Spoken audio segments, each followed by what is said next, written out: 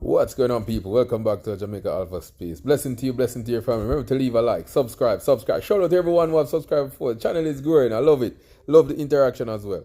All right. Remember, I always say that Jamaican patois is tied to our African brothers and sisters, right? And it is a fusion of that language with English. You think I wouldn't have make the linkage, right?